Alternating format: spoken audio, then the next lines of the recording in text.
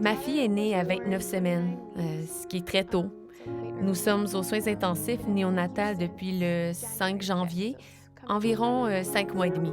Mon inquiétude à l'idée de rentrer à la maison, c'est tous les microbes et maladies qui circulent dans la communauté et qu'Annaline attrape un de ces germes.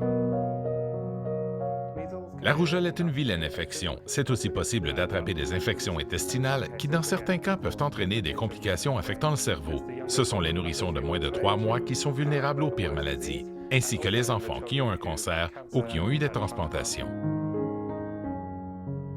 Andrew était un enfant heureux et en bonne santé jusqu'à l'âge de 12 ans, quand un diagnostic inattendu a révélé la présence d'une maladie cardiaque grave. 4 semaines plus tard, on lui faisait une transplantation du cœur ici à l'hôpital, puis environ 19 mois après sa transplantation du cœur, on lui a trouvé un cancer.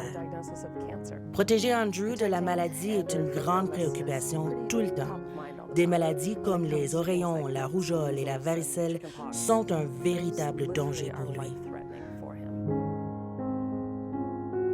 J'ai des enfants qui ont subi des transplantations et qui sont sur thérapie immunosuppressive pour éviter tout rejet de la greffe qui entre en contact avec des enfants qui ont la varicelle. Ce virus peut se répandre dans leurs poumons, leur foie et leur cerveau et les rendre extrêmement malades. Ils se retrouvent par la suite aux soins intensifs. Malheureusement, un enfant est mort de la varicelle.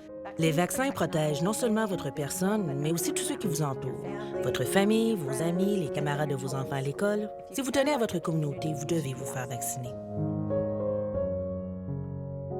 Certains parents et soignants hésitent à faire vacciner leurs enfants. Je pense que leurs raisons sont complexes et varient d'une famille à une autre. À mon avis, ils devraient chercher des réponses à leurs questions auprès de sources fiables, généralement leurs fournisseurs de soins de santé ou les vaccinateurs de la santé publique. Les vaccins font régulièrement l'objet de contrôles pour vérifier leur innocuité. Et étude après étude prouvent qu'ils sont sans danger.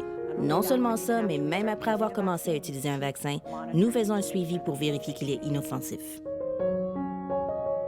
J'encourage vivement les parents à immuniser leurs enfants, non seulement pour éviter qu'ils tombent malades ou soient potentiellement hospitalisés, mais aussi pour protéger des enfants comme Annaline.